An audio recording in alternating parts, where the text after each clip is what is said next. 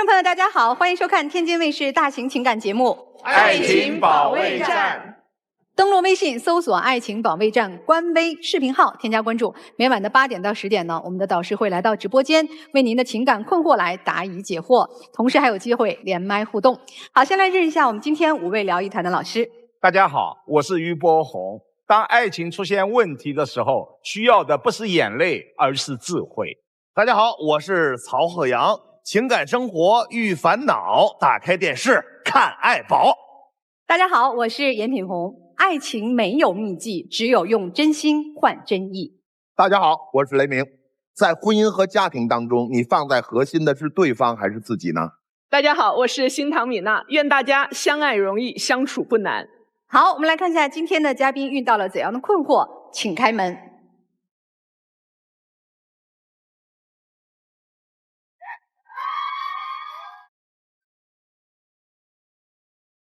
本期第一对情感嘉宾，张先生42岁，来自山东，公交车司机；郭女士34岁，来自山东，公司职员。他们遇到了怎样的情感困惑呢？婆婆总是看不起我，我爱人也从来不和我统一战线。她太小心眼了，爱记仇，斤斤计较。有婆媳矛盾的时候，希望她能站在我这一边，多考虑我的感受。别太小心眼了，多理解一下我的母亲，她岁数大了，需要体谅。这个谁先来讲讲啊？我先来讲吧。上这个节目是我提出来的，因为我们夫妻结婚10年了，这10年间，他的这个各种的坏脾气吧，自私自利，霸权任性，记仇，爱啰嗦，我感觉是愈演愈烈，我实在是忍受不了了。你看你媳妇儿那白眼翻的。其实不光是他想来吐槽，其实我也想来吐槽，但是他还恶人先告状，你知道吗？我比他小8岁，但是我一点都没感觉到被呵护，反而我觉得我是那个婚姻当中的就是承担者，而且就是任何过错都是我的问题，好像就是到现在吧，反正越来越累这个婚姻，我也不知道是应该继续还是应该停下。先说说生活中遇到了什么样的难题。首先呢，我感觉就是说他完全限制了我的人身自由了。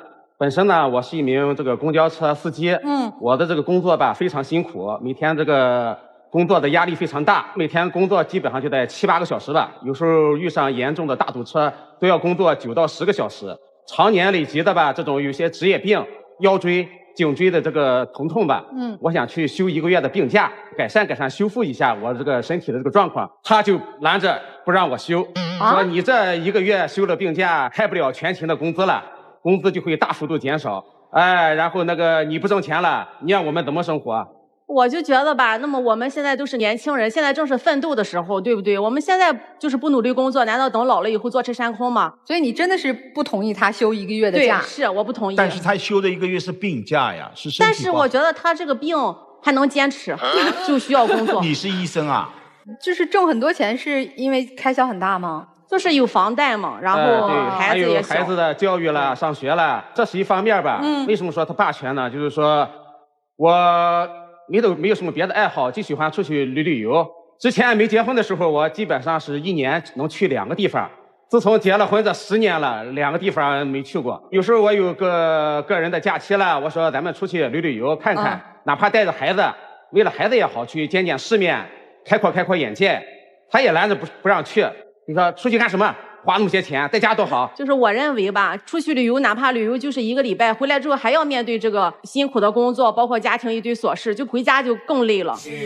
而且也是怕花钱，确实是。他说是为了家庭，别让我乱花钱啊，为了持家省吃俭用，其实还是为了他的私心，因为他的同事朋友都买上了50克、60克的大金镯子，他还没有，和人家攀比，就说我也得有，你得攒钱给我买。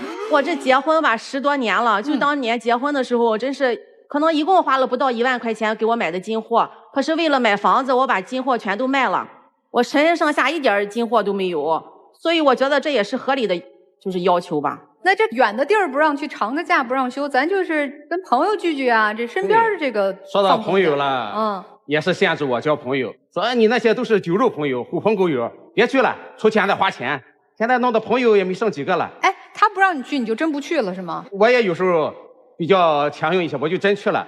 但是回来吧，就这就开始了，啰里啰嗦、唠里唠叨，不停的给我吹各种的这个歪风邪气吧。弄得我是工作也累，回到家还累，所以说吧，完全就得不到一个放松。哎呀，这丈夫这抱怨的呀，对精神非常的紧张。我认为吧，朋友我觉得是那种知心的，能就相互慰藉，相互共同，就是好的坏的都要去共同应对。但是他有些朋友吧，我觉得就是瞧不起人。然后有一次，就是他那个朋友借了他的车用，回来送车的时候是我在家里，他不在家，把钥匙给我就走了。后期吧，我就是无意当中听到我老公说，他朋友跟他说我长得挺土的，一看就是农村人，你怎么找这么个媳妇？人家朋友也没那个，就是开着玩笑，他又当真了。而且人家也不是说白借我的车，回来时候把油箱给我加满了。哎，不，关键是你朋友这么说时候，你怎么回应的？其实我感觉也没放在心上，我就是个玩笑而已，没必要太较真了。他说那个意思，他优秀，比我优秀，我配不上他。就因为你是这个农村户口。对，然后但是我不知道他朋友知不知道我是农村人，其实我真的是农村人。哎，你们孩子多大了？6岁。哦，那还挺小的呢。你俩就自己带孩子吗？对，没有老人帮。我妈本身吧，现在也是70多岁了吧，然后身体啦，这个健康情况也是大不如前了。有时候你老是让她带吧，她也是挺累的。然后吧，就是丈母娘吧，也是有时候住得也远，帮不上什么忙。她也是各种看不上我妈这个。各位老师，我得解释一下，就是我和我婆婆吧，其实真的是积怨已久。我们从没结婚的时候就有矛盾，一直到现在，可以说是愈演愈烈。没结婚的有啥矛盾啊？就我婆婆也是看不上我是农村人，其实一开始的时候我婆婆就是不同意的，说我是图他们家那个城市户口。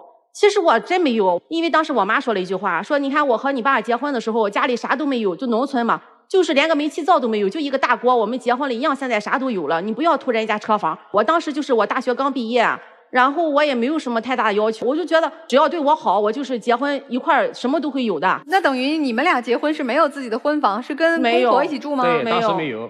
有一天晚上，我婆婆说下楼遛弯，她下楼的时候，她跟我说你一会儿下去的时候碰到你邻居王阿姨她要问你是哪的人，你千万不要说你是农村的，你就说你是咱市里的。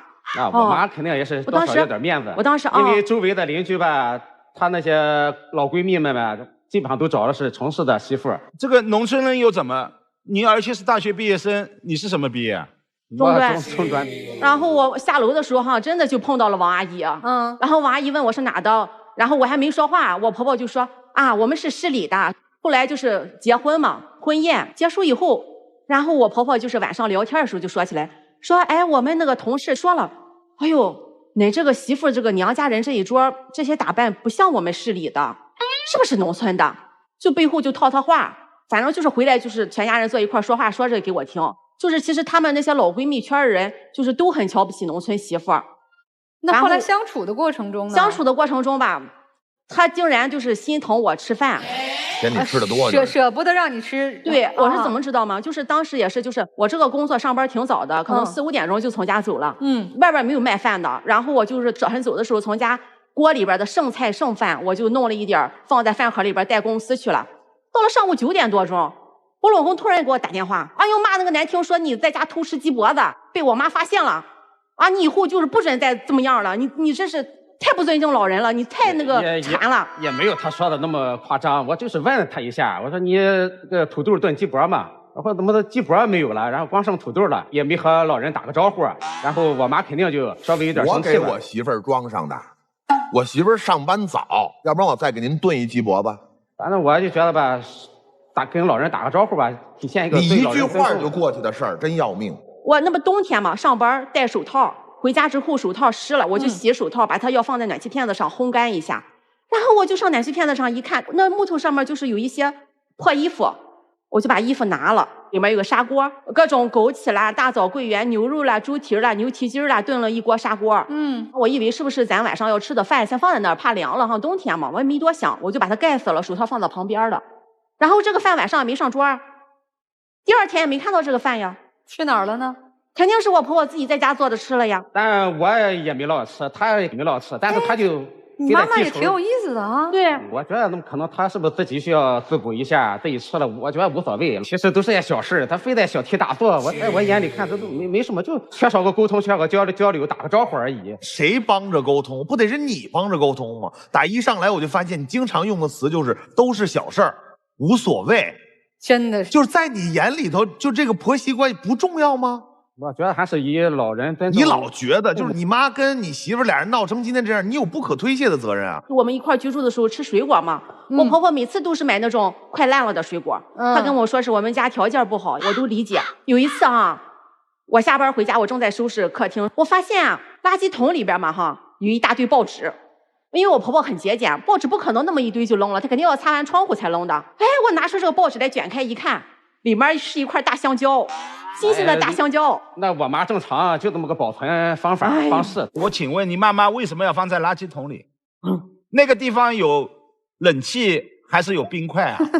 张先生，咱妈也挺有意思的哈。我觉得人家就是老人嘛，就是也正常，想让香蕉保存的更长一些吧。行。经过这些事件之后，我基本不大在家吃东西了。下班以后，我就是出去到饭店小馆子里边吃点。那次我就下班回来，我就只吃了一点饭，我就回自己小卧室里边待着了。过了一会儿，我老公下班了，2个人在厨房里边就吵。哎，我也不知道吵啥。过了一会儿，我老公火了，出来叫我，来，你出来，把我叫出去。他和我婆婆坐在沙发上。我就是背靠电视站着，2个人开始批斗我，什么3缠4拦，不尊重老人，又是怎么地的，反正说了很多。我婆婆就连哭带嚎的，然后我老公就是非常心疼他的妈妈。就他俩坐着，你站着。对，是我听着，我听出原因来了，是怎么回事呢？我1年4季春夏秋冬的衣服就一个包袱，然后我这个包袱吧没有地方放，我就把我们卧室一个大衣橱中间一个放被的地方拿出来，放到了一个客厅的大衣橱里，我就把我的包袱放在这个放被的地方。我婆婆发现了，说我鸠占鹊巢。其实还是缺少一个沟通。你和我妈打个招呼，你说那么妈，我把我的包袱放这，我把被给你放在别的处理了，可能是也没说，自己就把被可能我妈随便找个地方一放，我妈一找没找到，可能就觉得说我鸠占鹊巢，不尊重老人，这不就那么点小误会。我发现我老公不像我之后，我自己就说话了，我说妈，你别这个样，你就这一个儿，我说你对我这个样，我们关系不好了，以后对你也没有好处，因为咱们关系好了以后，我就相当于你半个闺女，等你以后老了以后，我肯定还要照顾你、孝顺你的，你别这样对我。然后我婆婆就说，我指望得上你了，我有退休金，我指望得上你了。我那天晚上我吵架以后，我就自己走了。我就自己到我们小区的楼下坐了整整1宿。他没找你啊？我老公没有出来找我，也没给你打电话。我没有，我可以出去住酒店，但是我没有出去住酒店。我爸爸当时查出来有病。肝癌挺严重的，然后我当时工资也很少，1000来块钱，我就想攒钱，我就想给我爸治病，我就寻思了，我出去住酒店，我就没办法给我爸爸攒钱看病了。然后我也考虑过要离婚，但是我寻思了，我要离婚的话，我爸爸病再严重怎么办？你不敢离婚是怕刺激了病中的爸爸，怕刺激到我，刺激到我爸爸。你为什么不下去劝他呢？一个是让他冷静冷静，第二，我想彻底给他把这个坏毛病改了。凭啥这是坏毛病了？凭啥你现在这个样子完全不疼媳妇儿不叫坏毛病？你自己的毛病是什么？现在轮到你说了，说吧。我感觉就是以父母这边为主吧。哎呦，这不是歌功颂德吗？这不是给自己脸上贴金吗？然后我当时就坐在那个小区那个楼下，我就是真是看着万家灯火，我就觉得没有一盏是为我而亮。你们就没有说你又爱攒钱吗？因为挣的确实太少，弄个小房子。我认为就是不需要买房子，我就想和公公婆婆住一起就行了。然后我婆婆不同意，非要把我撵出去，说让我们2口子出去租房子。我就不同意。我说妈，我说我们本身挣钱这么少，我爸爸还有病，我要出去租房子的话，那钱都给人家房东了，这更攒不下钱了，那怎么办呀？他说那我不管，那你们不可能和我们一块住，我们的2代人生活习惯不一样，我们不能一起住。在给家里省钱和在家受气之间，你选择的是给家里省钱，对吗？我选择了受气，同时还要受气。对，行嘞。那这房子是最后怎么解决的呀？我就把这个事告诉我闺蜜了嘛，给我分析了，说你婆婆是一个这么勤俭持家的人，她不可能就是说愿意让你出去租房子，肯定有别的原因。我就想到了一个点，就是我婆婆的一些老闺蜜啊，她的子女啊，无一例外都离婚了。然后因为以前的那个婚姻法，她就是离婚的话，她就是都被女方分走1半的财产，我就怀疑我婆婆是不是担心我们会离婚。然后我那天我就跟我婆婆摊牌了，我说反正我现在吧，我给你出了个方案，要不然我们就是你给我买房子吧，我们不要求大房子，就套1就行了。然后你给我出个首付，我们自己还贷款，首付的钱你出了多少，我会还给你的，而且我会写一个婚前协议，后续如果离婚的话，这个钱我只拿我应拿的部分，别的不是我拿的我不要，你放心行了。写了吗这协议？后来我婆婆考虑了很长时间，她同意了，她拿了7万块钱，然后让我写了一个10万的欠条。7万为什么要写10万呢？就是可能怕吃亏吧。然后你也签了是吧？我签了，我让她也签字了。我说到时候离婚的话，她也要分5万的。哦，对，一起的债务哈。对。然后这房子买了吗？买了。我妈也是可能为我着想，也是怕她小我8岁，太年轻了。先生，咱们先不说这事儿谁为谁着想，就这个事儿，按理来说，这不应该你操心的事儿吗？你一个男孩娶媳妇儿，让你妈出钱也就算了，然后借钱这合同还得人女方去签字啊，摁手印啊，公证啊，公证了吗？我婆婆拿去公证了，还公证了。准备离婚的后路都想好了，就婆婆想好了，你也想好了，因为你怎么还，我拿多少也都想好了。但现在问题是，你们不是买了房，为什么不搬出去呢？搬出去了。现在搬出去了。刚才讲的都是以前的事儿，对，所以现在等于你们小两口在这个借了婆婆的钱买的首付的房子里，对，生的孩子是吧？对，自己带孩子。对，当时我爸爸不是有重病嘛，后来去世了，我妈妈就跟我生活了一段时间。我婆婆是怎么样？就是在我和我老公2个人都不在家的情况下过来看孩子，只要我们一个人到家，我婆婆就回家了。其实一开始我妈妈是帮我们看的，但是由于很多小事，因为我婆婆比较节俭嘛，反正很多事，我婆婆就和我妈妈就。可以说私底下没有任何联系了。我妈妈就带着气走了，离开我家了，就不会再来帮我看孩子了。后来就是因为孩子小嘛，我们2口子就经常吵架，半夜经常就打起来了。就是因为当时孩子小嘛，半夜老起来要换尿不湿，基本上都是我起来，只要他稍微起来一次吧，就不乐意了，就发脾气，然后就全是我的活，我也累啊，我也要上班呀，所以我们俩就吵架。也没有他说的那么夸张，我也都是帮他分担着。哎，什么叫帮他分担？孩子不是你的，是他一个人的，是吧？你起来给孩子换一次尿不湿了，就是帮助老婆减轻他的劳作了，是吧？也不是这么说吧，反正就是说我也有干，但是他干了有时候吧，他也还是埋怨，还是发牢骚。你可今天一直在埋怨发牢骚啊！今天你说是你提要求来的，你想来的，你来是想解决什么问题？就是反正他这个改我毛病，他说我有毛病，就改他絮絮叨叨的毛病。对。所以先生今天诉求是，如果你不改你这唠唠叨叨，然后爱抱怨、限制我、控制我的这个毛病哈，我就不跟你过了，这是你的话是吧？行，那太太的这个需求呢？然后就是这不后来我还没说完呢，还没讲完呢，这罄竹难书感觉还没说完。然后就是这不孩子小嘛，我忘记了当时是什么原因，就是到我公公婆婆家去住了2晚上，也是半夜孩子起来哭闹，他又起来和我吵架，哇哇吆喝喊骂人，然后我就和他骂起来了，然后我婆婆就过来了，我婆婆说：“你俩快离了吧，你俩这么过着没有什么意思，你这样过着导致我们身体都不好，你们离了行了。”姑娘，那你有动过要离的念头吗？其实我动过很多次要离的念头，那你今天但是我现在已经忍受10年了，还想继续忍是吧？或者想找方法调节调节，咱还继续过。我现在一直很纳闷，到底为什么我会过得这么惨？是不是真的是我自己的原因吗？如果2个人真分开了，你自己独立能活吗？如果说我们俩分开了，离婚的话，我想要孩子跟我，可是孩子跟我，孩子没人看。为什么你不能看呢？我要上班，他上下学没人接送，所以你现在的当务之急还不是处理你俩吵架和情感，或者是离不离婚的问题，是孩子没人看这个问题怎么解决？我想让他回家搞定我婆婆，让他帮忙看这几天的孩子。所以你看，你俩的诉求一点都不一样。他的诉求是你不改他就不过了，你的诉求是怎么才能说服婆婆别跟我吵了，帮我看看孩子。哎呀，怎么办呀？我们听听老师们的意见吧，好吧？真的是一声叹息，你们2个人把家搞成了硝烟弥漫的战场。他和你妈妈的关系，很显然，你妈妈对他的看不起，对他的刁难，是你纵容的结果。你妈妈有一点确实看不起，他是农村人，这个社会上农村人太多，我就是农村人。你内心看得起他吗？你也看不起啊，潜意识当中流露出来了呀。但是他的不足也非常明显，为了钱你可以不顾一切。你和婆婆矛盾升到这样的一个程度，只要能够给我省看管孩子的钱，我宁愿忍受。你无论如何去动员你妈妈到我们家，我宁愿和她吵，但是我能省钱。你这不是折腾自己吗？有意义吗？他会看得起你吗？你越这样，他越看不起。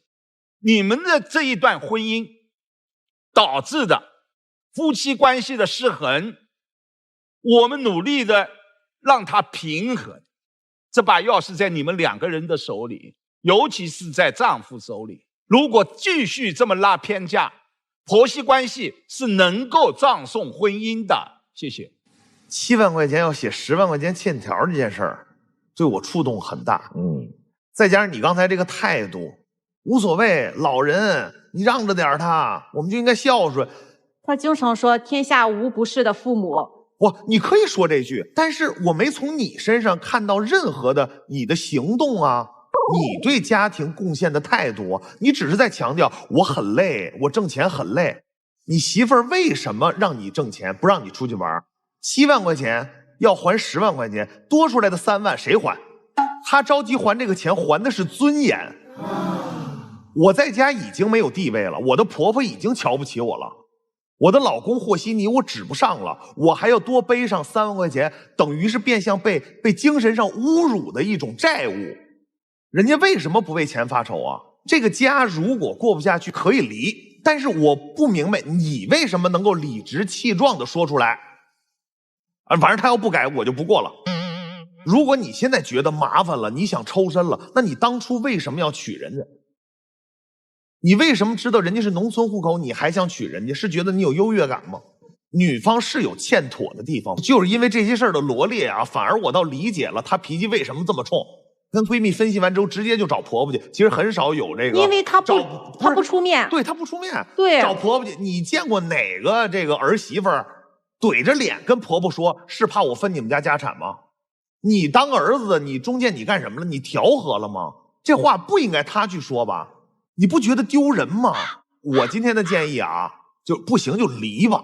不是太生气了，我一个男的，我看他我就觉得这日子过太窝囊了。这个没有这样的，就是你是现在你俩刚才的诉求，我听完之后完全是懵的。这边说了他不改我就不过，这边还在要求能不能把婆婆说服过来给我看孩子来，太没有尊严了。反正我就这点建议，我说完了，不能再说生气了，不能再说。我跟你说，姑娘哈，就曹老师性格平常很温和，而且总劝大家是吧？能克服困难，咱劝和不劝分的哈。连曹老师都说要不行，姑娘咱不过了。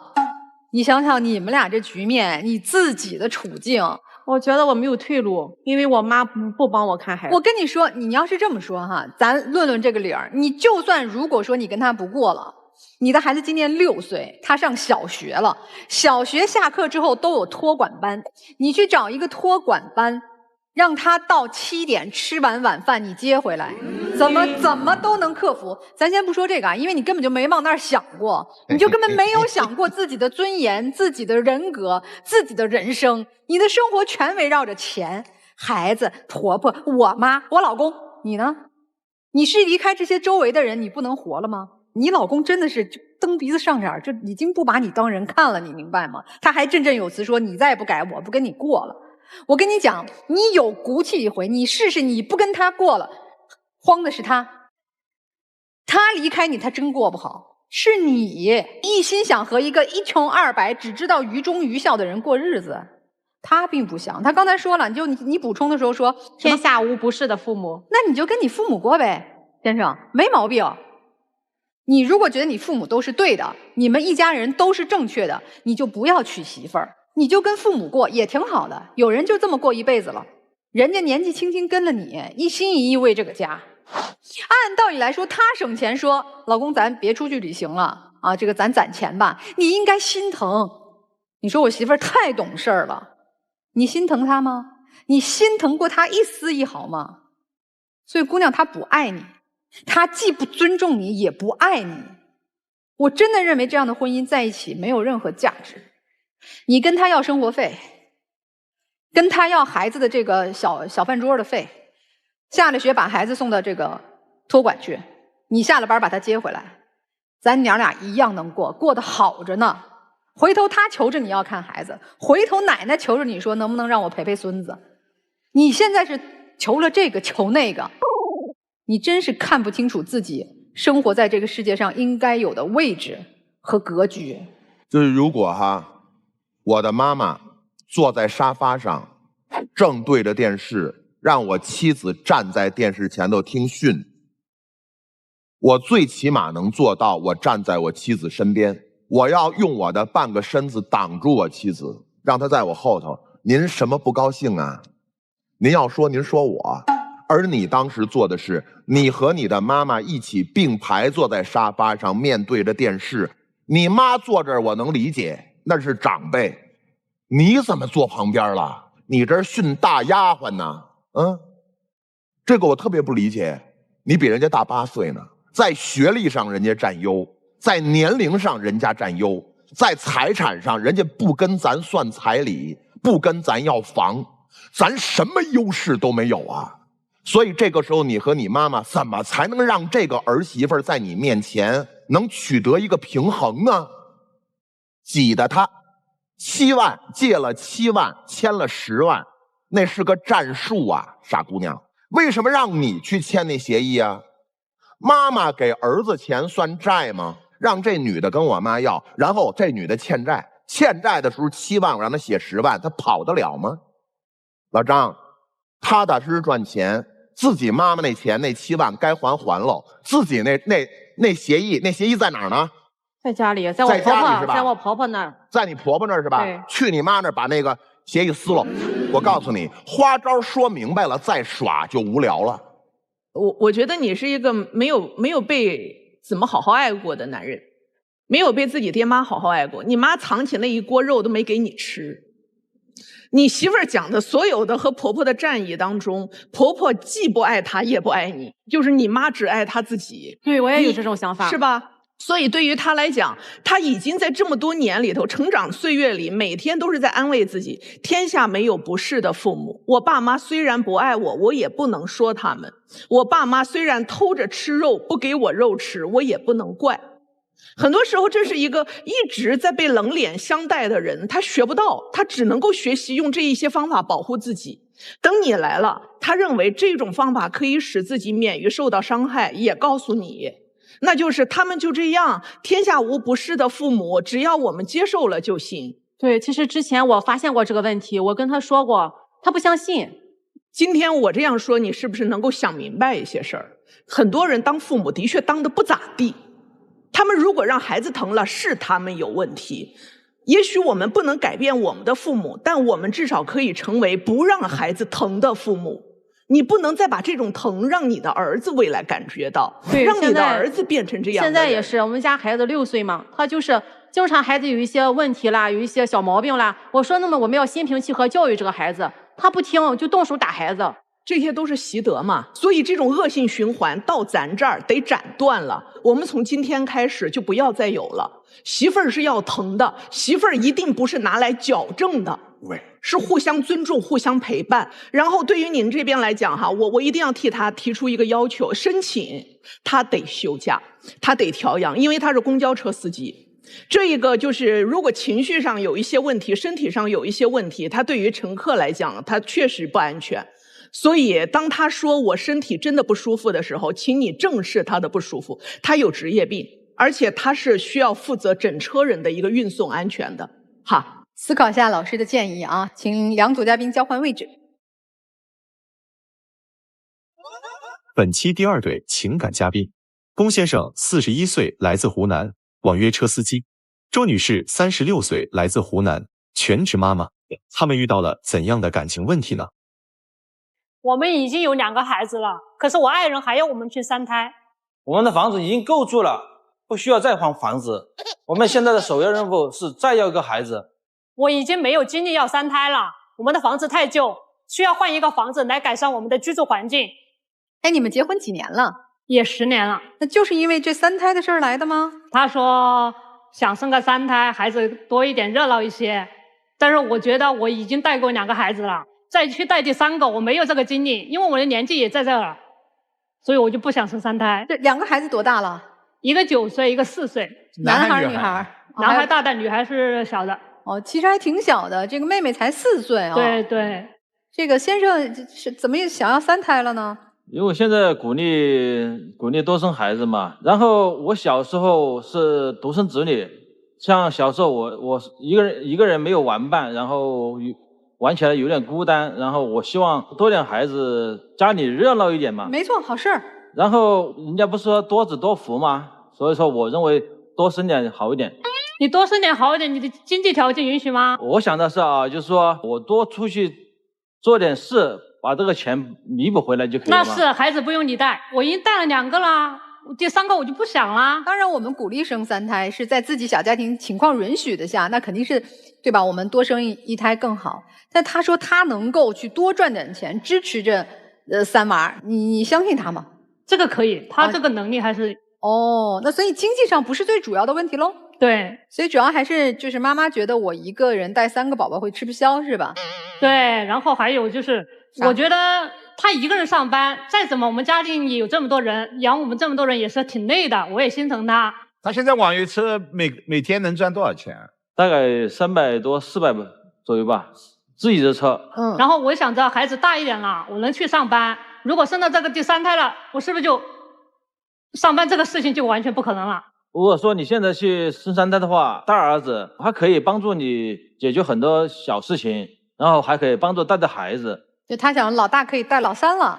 对，老2、老3都可以带，我觉得是。他还说，如果你想上班，就要去把我的2个就是大一点的孩子啊，就是放在乡里去，放在让我妈妈、爸爸去帮忙带。但是我妈妈、爸爸现在也是60、70岁了，这么大年纪的人，你还让他去操劳，我就不愿意。然后加上那个教育，乡里的教育跟小县城的教育，它肯定是有区别的。你老公会这个下班回家就是帮你分担一点陪伴孩子呀？他下班的时间很晚的，辛苦哈。所以在带孩子方面，他基本上帮不上什么忙。他一天要赚300、400的网约车的钱，那真的非常辛苦，很不容易。对，所以我也理解他。那我问一下丈夫啊，就以你们家庭现在的模式，其实分工很清晰嘛。那如果生3胎，你太太一个人带3个孩子的情况，你觉得她吃得消不？我觉得还可以吧，应该能行吧。你给我讲讲，她这一天都怎么安排？你关注过吗？就是早上起来，安排小孩子去洗脸、刷牙，然后再去带他们去上学，然后回来就洗衣服啊，家里的卫生搞一下，然后就中午休息一下，然后下午啊就是准备一下孩子的饭菜，去接送孩子，然后回来再就安排吃饭，吃完饭的就大宝就是去写作业，那个妹妹的话她小一点嘛，现在上幼儿园，不需要写作业那些的，所以她独自去玩一下。那你想过生3胎之后，那3胎怎么弄？对，就是让你想这个呢。还是跟以前差不多的嘛，然后这个怎么会差不多啊？3胎你生下来的时候，那月子怎么弄？谁来照顾？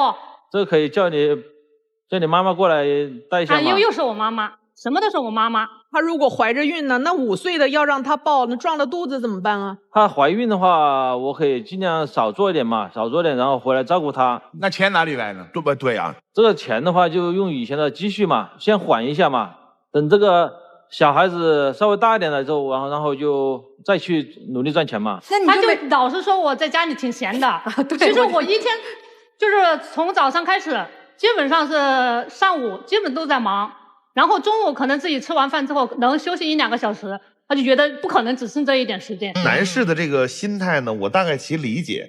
他的意思就是，反正你现在要等着老2上幼儿园嘛，这个闲着的时间，对，闲着时间咱就再要一个呗。你待着你也是待着，因为我们家2个孩子，但是老2还没有上幼儿园，这段时间其实他整天的私人时间也没有多少。是的，从早上睁眼睛，对孩子对这个家，他要忙很多。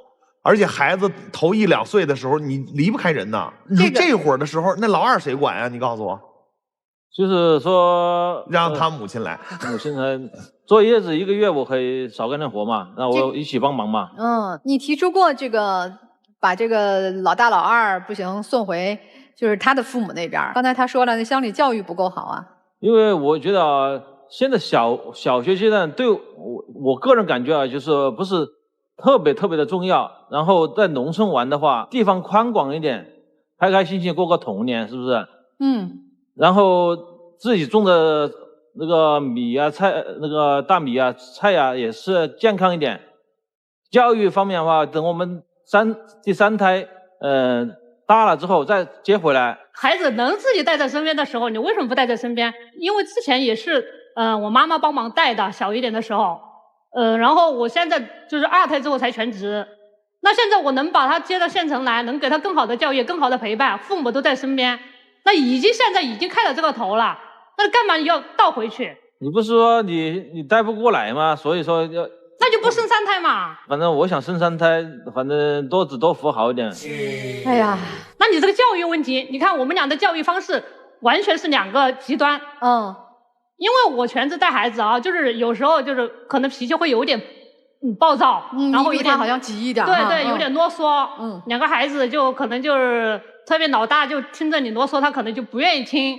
那有时候我在说的时候，他也会，假如我这里去说老大，我就跟他说，我说你本来就管得少，你可以做过慈父，我去做严母，你在后面去，就是缓和一下我们俩的关系或者干嘛的。我说你不要去我们俩共同的去对待孩子这种攻击性。我说孩子他会有想法的，他觉得不对。因为有时候你说的他不听嘛。再一个就是说，我去说小孩的时候，他反过来跟我唱反调。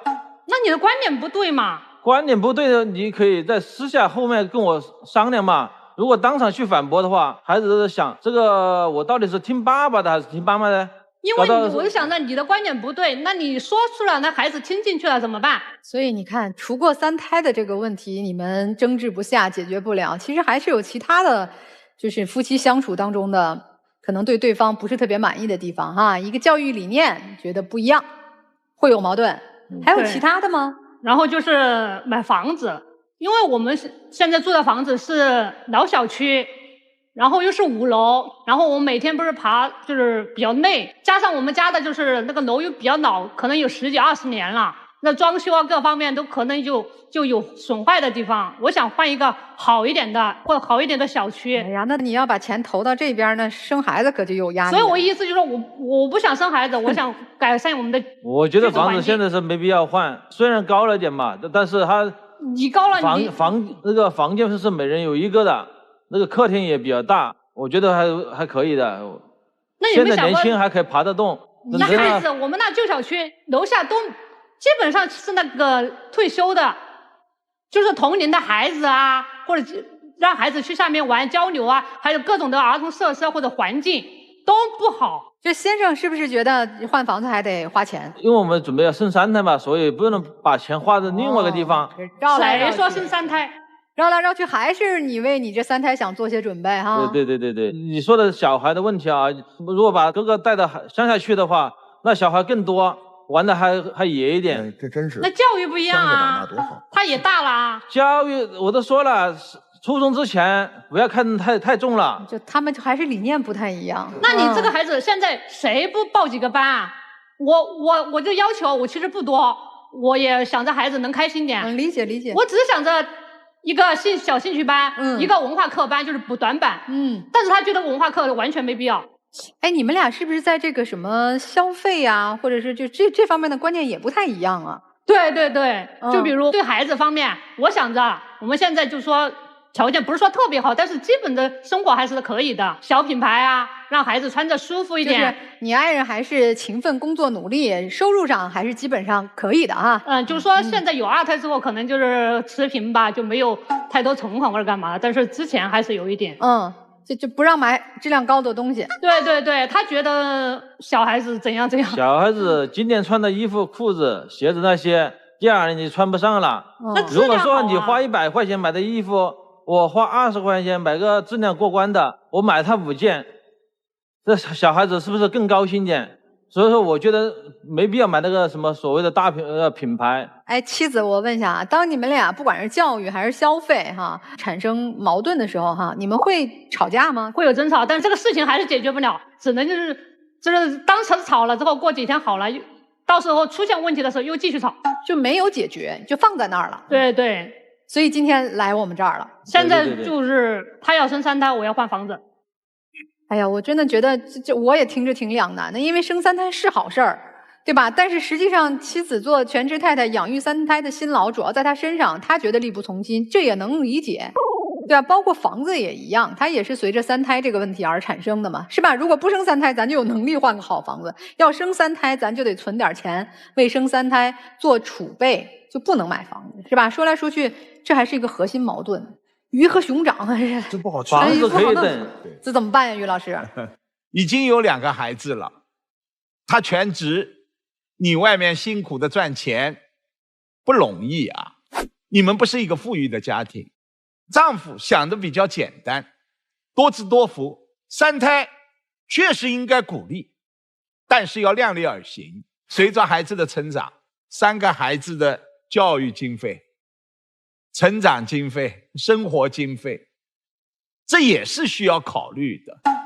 另外，生不生孩子，我认为夫妻之间，我们都有话语权，我们的观点都应该表达，但更应该尊重妻子的想法。因为10月怀胎受苦的是她现在是全职妈妈，她没有选择躺平，她向往的是这2个孩子等到自己可以的时候，我要重返职场，说明他也想通过自己的努力，让这一个小家日子过得更好。如果作为一个旁人，让我发表意见，我支持妻子。当然，他不愿意生3胎，并不是说他在逃避责任，而是他看到了这一个家庭的现实现状和未来。所以，我想一男一女，你们已经是人生赢家了。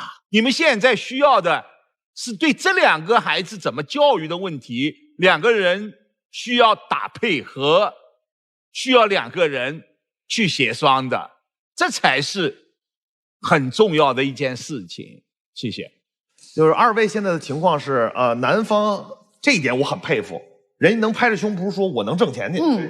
但是从刚才2位的对话当中啊，女方刚才说的是，一开始家里还是可以存钱的，当有了2胎之后就没有持平了，就变成持平了。但如果现在要3胎呢，男方就会就是增加工作量了。所以说等于变相这边女方说，如果不要3胎的话，我让孩子上学上幼儿园之后，我去帮你分担，我也挣点钱，让咱们2口子缓一缓，是这个意思吧？让这个家庭舒服一点。我只想细化的去说这个事儿。第一个呢，就是带孩子肯定很累，没有丈夫说的这么轻松。反正你一个羊也是赶，2个羊也是放。你养老2的时候，顺手就把老3要了，反正一块就带出来呗。然后老大老2怎么办呢？送回老家也好啊，山里边玩也好啊，完了等上学的时候，初中的时候再给接回来。但是我是想说，这里边可能就忽略了一个问题：父母的陪伴在哪儿？如果孩子在小的时候失去了陪伴跟父母的直接沟通与交流，他10几岁青春期的时候，你还有什么资格介入到他的生活当中？你说话他还会听吗？就你们计划的很好，但是恰恰就把孩子的童年给忽略了。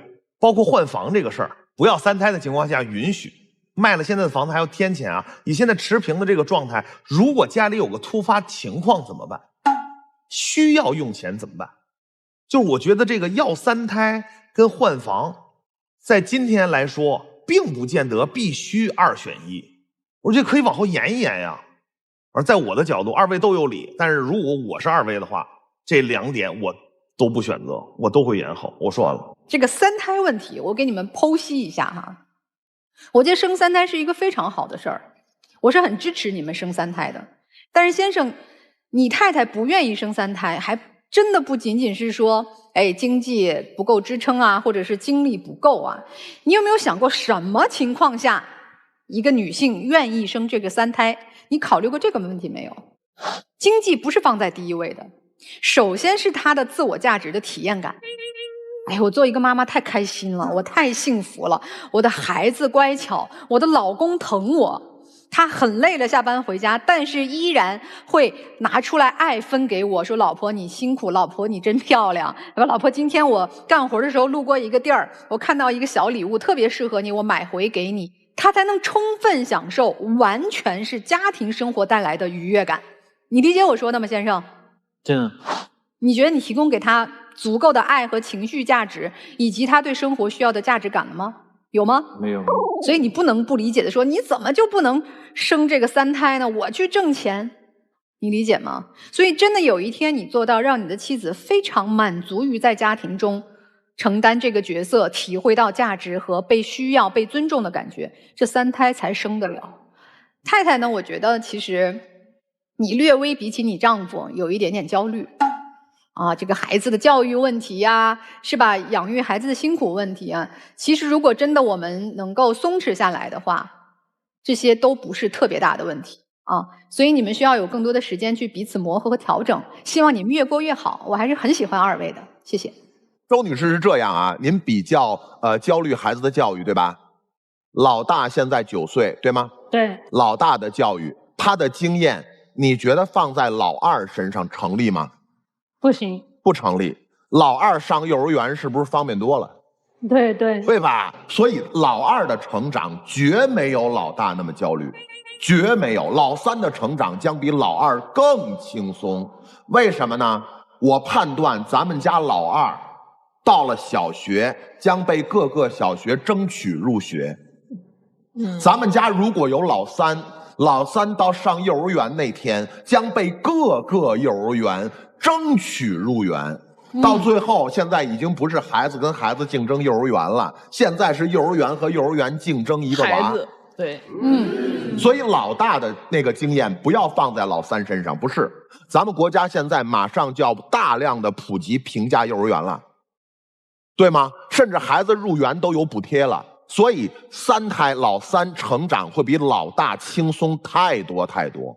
这是我想跟您说的，别把这个焦虑往下再去顺延了，没必要了。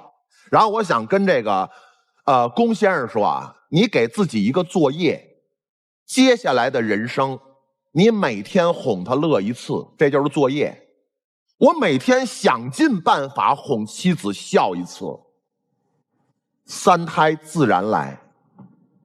你是希望用生孩子这件事儿控制老婆接下来想工作，老婆在家带着孩子，在你看来已经是一个我已经有安全感的行为模式。你人生里头现在最恐慌的就是我的老婆说了，2个孩子都上学之后我要打工。你提出了几件事情来关于他打工，比如他说我想到县城打工，你说好，孩子我不管，把他送给你爸妈。哪一个自己带大的孩子母亲会愿意送走孩子？你知道老婆会反对，所以你提出的唯一方法叫做你想打工就送走孩子。因为老婆一旦打工，这个家就会有很多的不稳定因素，你回家也可能没有一些热火的饭菜吃了，而且孩子们的接送很多家务也会落在你头上。那么怎么能够让老婆不打工呢？怀孕啊，这种想法就很自私了。你们2位严老师很喜欢，我只是喜欢你老婆，我不喜欢你。因为你对于孩子的教育没出多少力，你对于孩子的孕育没出多少力，你对于你老婆带2个小孩，你也只是轻描淡写的认为一天就那么过来了，好像孩子都是机器人，程序一旦设定中间不乱。你知道让2个小东西起来老老实实洗脸刷牙，不打架不捣乱，和能刷完牙这个过程就可以把一个母亲1天的耐心配额用完。我也是2个孩子，所以我很清楚他在经历着什么。我也很清楚一个丈夫对于孩子都没有好好陪伴的丈夫，你都不是一个爱孩子的爹，你要3胎干嘛？您自己好好想一想，今天不跟你讨论你们该不该生3胎的问题，站在女人的角度上，我建议妻子是理好自己目前的人生状态，你什么时候决定生就生，我们不能听男人的时间节奏来安排哈。然后对于先生来讲，我的建议是你在此刻停止说我要3胎，请你先对前2个孩子展示出来你是一个有充足父爱的父亲，你是一个有多余精力还可以照顾好妻子的父亲，以及是一个可以照顾好自己70多岁年迈父母的儿子的时候，你再告诉老婆我觉得我准备好了。好，我们请两组嘉宾回到门后边，看看你们最终选择会是怎样。来，请回。登录微信，搜索“爱情保卫战”官微视频号，添加关注。每晚的8点到10点呢，我们的情感导师会在线为您的情感困惑来答疑解惑，更有机会连麦。电视机前的观众朋友，欢迎通过金鱼 App 添加 IPTV 网络电视和万事大手机客户端来收看我们节目的完整视频。欢迎登录优酷视频和腾讯视频来收看完整的节目。好，我们先看看第一组夫妻他们会做怎样的选择啊？请开门。出来是没问题，没问题，出来没问题，来解决问题啊！现在顶着门出来了。好，欢迎你们出来。丈夫要改啊！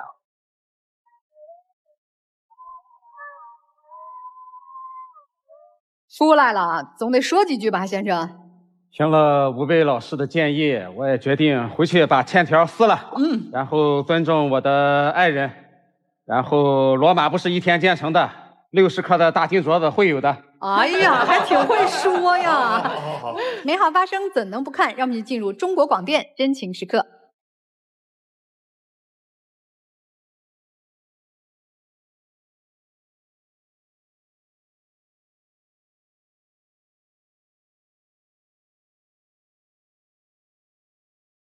好了，祝你们幸福，再见。谢谢老师。好，来这边，记得啊，你妈没有你媳妇儿爱你。是的。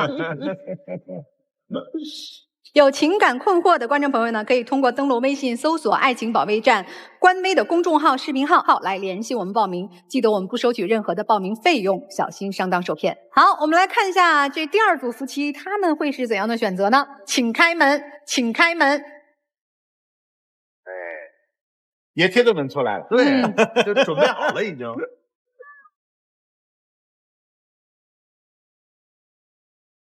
有什么想说的吗？就是说我想了一下，决定还是不要换房子，不要生3胎，先保持现状，存够一点的钱之后，然后再考虑后面的事情。哎，对了，这就对了。妻子满意这个答复吗？满意。哎，特别好哈，顺其自然，美好总会发生，是吧？好，美好发生怎能不看？让我们一起进入中国广电真情时刻。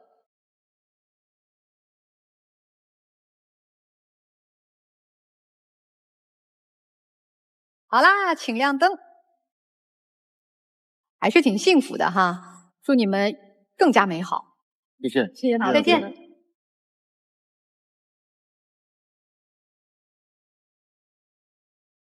也谢谢老师们的分享，谢谢观众朋友的收看，我们下一次节目再见。